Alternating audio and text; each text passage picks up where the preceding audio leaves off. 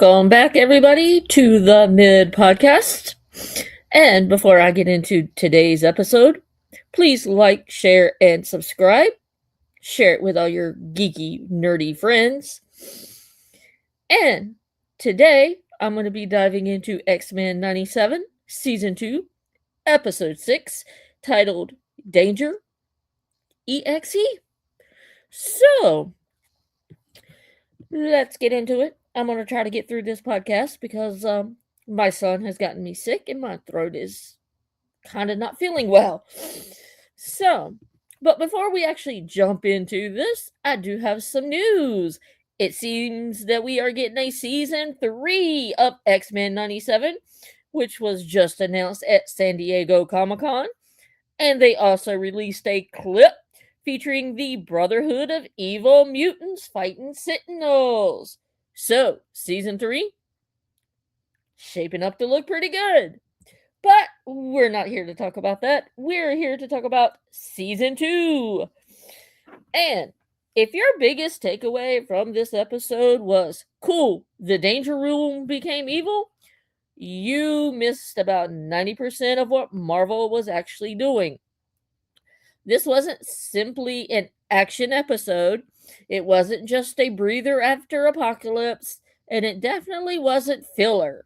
This episode quietly laid the emotional foundation for the rest of season 2 while hiding comic references almost every 30 seconds. So today, I want to talk about Easter eggs you may have missed, why Xavier is actually the main villain of this episode, why Polaris may become far more important than what we fans realize, why Marvel sneaked an entire comic event into the background, and why this may secretly be the smartest written episode of season 2. So, let's get into part 1. Alright, this episode isn't about danger, it's about guilt. Everybody keeps talking about danger. Wrong conversation. Danger isn't the story. Professor Charles Xavier is. Think about where we begin. He's replaying Magneto's death again and again and again. And it's not because he enjoys punishment, because he believes if I make one different decision, Magnus lives. That's survivor's guilt. The Danger Room simply gives physical form to trauma. Xavier repeatedly runs simulations of Magneto's death, unable to accept that some tragedies, well, they cannot be undone. Yeah, tell me about it. Marvel could have made another action sequence. Instead, they made therapy with, killer robots. The simulations don't get harder.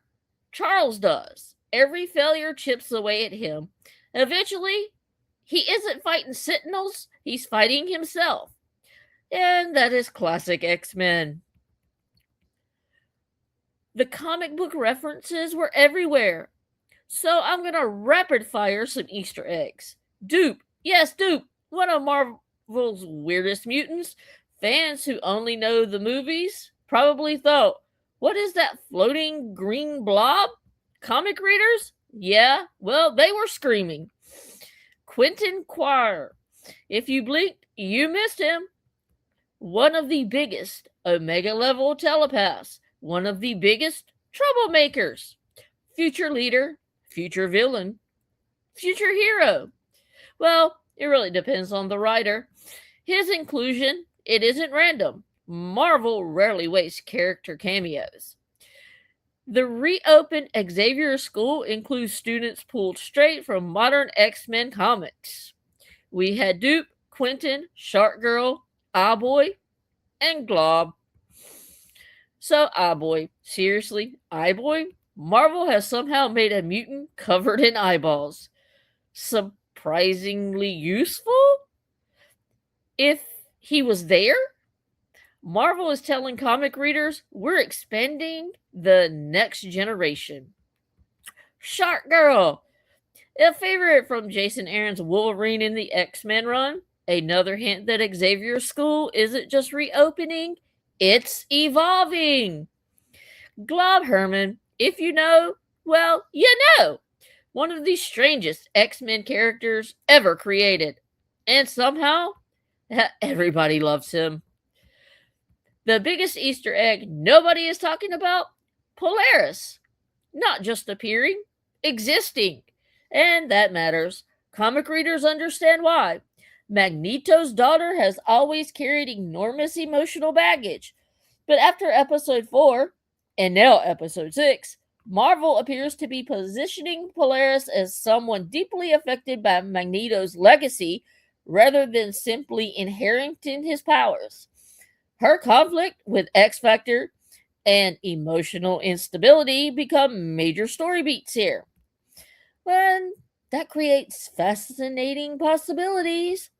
No, she isn't Magneto. She doesn't want to be Magneto. But everyone around her keeps measuring her against Magneto. Sounds familiar? Probably. That's literally Xavier's problem, too. Everyone is living in Magneto's shadow. Xavier's greatest failure? Now, here's the angle I haven't seen many people discussing.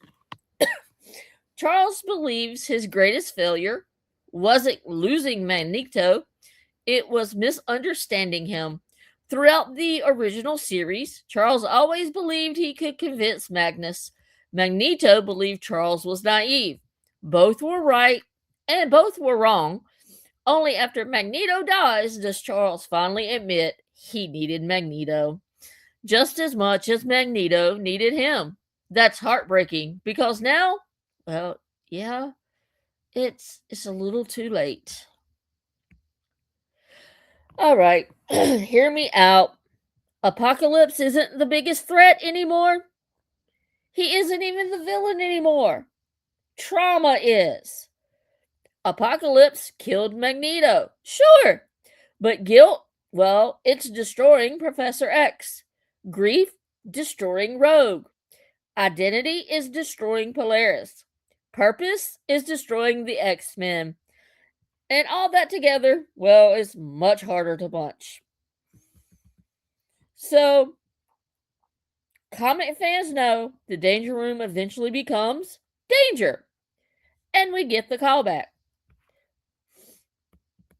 Now, I'm not saying that's exactly where the story is heading, but naming the episode Danger.exe feels like a deliberate nod to the famous comic arc in which the Danger Room develops self awareness. Even if the adaptation takes a different route, longtime readers immediately recognizes the reference. Marvel knows exactly what they're doing.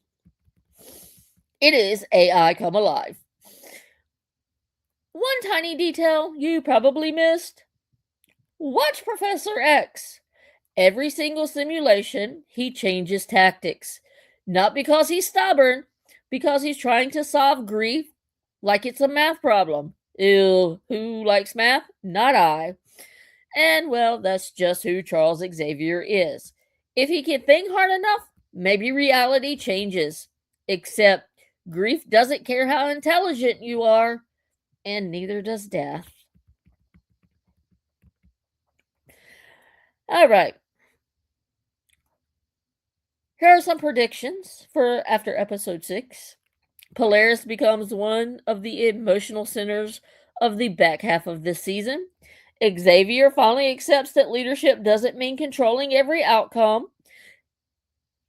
Gambit's resurrection as Apocalypse's horseman of death will become one of the season's biggest emotional conflicts. The emotional consequences of Magneto's death will continue to shape every major character far more than the action itself. Well, what impressed me most about this is Marvel, once again, trusted the audience. We have explosions, robot battles, comic callbacks, hidden mutants, fun cameos. But underneath all that, this episode asked one question. How do you keep leading when you believe you failed the person you knew best? Well, that's not just Professor X's question, that's the X-Men's question.